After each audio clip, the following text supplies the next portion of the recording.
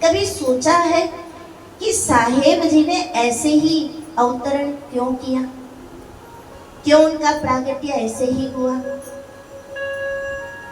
वो समय, वो स्थान, वो वातावरण, उस समय को याद करें तो प्रातःकालीन नव पल्लवित प्रकाश अभी अभी धरती पर उतरा था और उस नव पल्लवित प्रकाश में एक दिव्य ज्योति काशी के लहर तारा सरोवर में एक कमल खिला हुआ था।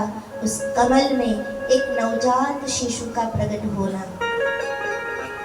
मानो कोई दिव्य प्रकाश एक शिशु के रूप में प्रकट हुआ हो। वो खेल रहे थे कमल के पुष्प में। उसी समय एक नव दंपति जो बुनकर जाति के थे, उनका वहां से गुजरना और वो दिव्य प्रकाश को, उस दिव्य शिशु को देखना, प्रथम दर्शन होना, और जैसे ही दर्शन हुए कि दोनों के हृदय में मातृत्व और पितृत्व का प्रकट होना, और दोनों ने उस बालक को उठाकर अपने गले से लगा लिया। कहानी तो यही है ना, हम सब जानते हैं। पर साहेब जी ने ऐसे ही अपना प्रागट्य क्यों किया? किसी माता के उदर से भी वो जन्म ले सकते थे। नव पल्लवित प्रकाश में, प्रातःकालीन जो प्रकाश था, उसमें एक शिशु के रूप में, एक बालक के रूप में साहेब जी प्रकट हुए और सबको बताया कि परमात्मा के दरबार में ना कोई ऊंचा है ना कोई नीचा है। परमात्मा के दरबार में ना कोई श्रीमंत है ना कोई गरीब है। परमात्मा के दरबार में ना कोई छूत है ना कोई अछूत है। मैं जब आता हूँ तो ऐसे घर आता हूँ जहाँ मुझे प्रेम मिले। मेरे दरबार में कोई ऊंच नीच नहीं है। मेरे दरबार में जो भी आए वो सब मेरे हैं, ना कोई ऊंचा ना कोई नीचा। ऐसे बालक बनकर भगवान आते हैं और बताते हैं, समः प्रिय सूरद ब्रह्मन भूतानां। मेरे लिए तो सब एक समान है। पर मैं बालक बनकर आया। भगवान कबीर साहेब बालक बनकर आए और बताया कि मेरा जो ये ज्ञान है उसे जो कोई समझेगा, मेरा जो ये ज्ञान है उसे जो कोई अपने जीवन में चरितार्थ करेगा, वो स्वयं बालक जैसा बन जाएगा। अब ज्ञान पचाकर हमें ज्ञानी नहीं बनना, पर ज्ञान पचाकर हमें बालक बनना है। एक बालक कैसा होता है? बालक निश्चल होता है, बालक निर्मल होता है, बालक निर्दोष होता है। एक छोटे से बालक को ना किसी से राग होता है, ना किसी से द्वेष होता है, ना किसी से प्रेम होता है, ना किसी से वो शिकायत होती है।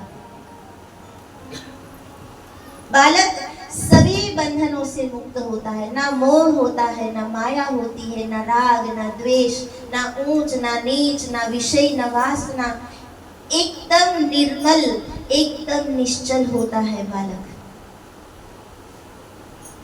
और उपनिषद में तो यहाँ तक कहा है कि बालक भगवान का रूप होता है।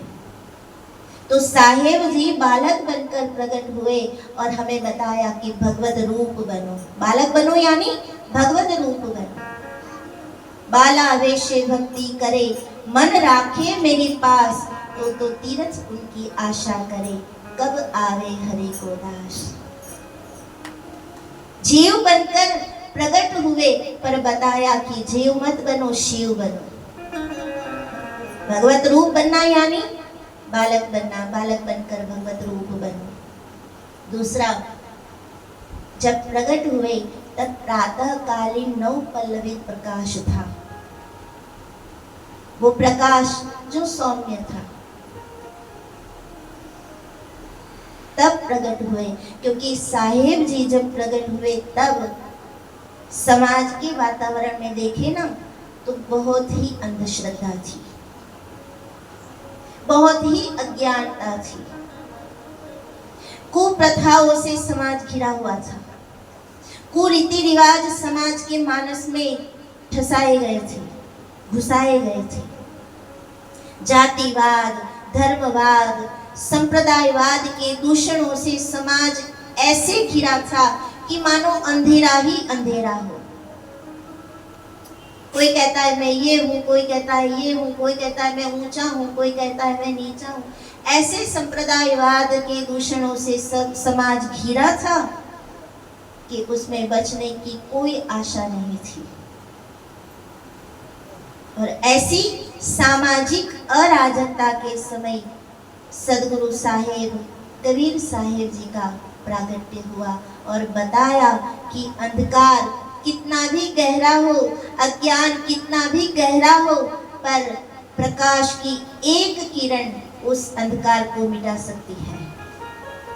प्रकाश की एक किरण, इतना बड़ा हॉल है, वर्षों से बंद पड़ा हो, अंधेरा हो, पर जाकर उसमें एक ज्योति जला दो, प्रकाश हो जाएगा ना। अंधेरा कितना बड़ा है वो जरूरी नहीं है, पर आप ज्योति जलाओ वो जरूरी है। तो भगवान कबीर साहेब ने प्रागट्य कर ये बता दिया समाज को, संसार को, पूरी सृष्टि को कि अज्ञान कितना भी बड़ा हो, अंधेरा कितना भी गहरा हो, पर एक ज्योति उस अंधेरे को दूर भगाने के लिए पर्याप्त है। तीसरा, भगवान कबीर साहेब कमल में प्रकट हुए। लहर तारा सरोवर में कमल, और उस कमल में उनका प्रागट्य हुआ। क्यों कमल? किसी भी और वस्तु को भी वो पसंद कर सकते थे ना, पर कमल को ही पसंद किया।